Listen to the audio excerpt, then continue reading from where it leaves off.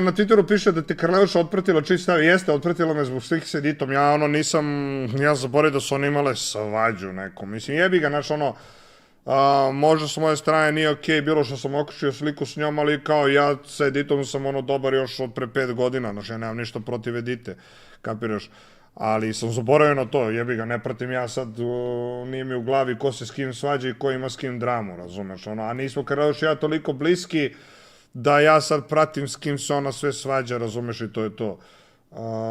Recimo da je neki drugar, da je ovo, pa ne bi recimo okačio sliku sa nekim, s kim neki moj drugar nije dobar, na primjer, ali s tim drugarom sam blizak i znam o čemu se dešava u njegovom životu, razumeš.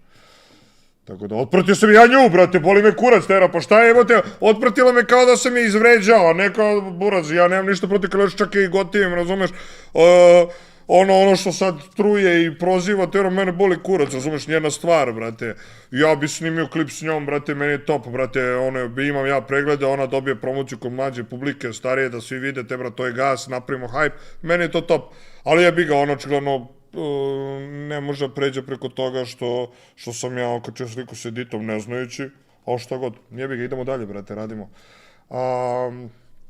Javit ću se ja njoj da vidimo da vidimo o čemu se radi, razumeš, nemam ja problem da pričam s njom o tome, jer kažem opet ništa nisam sad ja uradio, ne znam, drastično da je uvredim. Elem,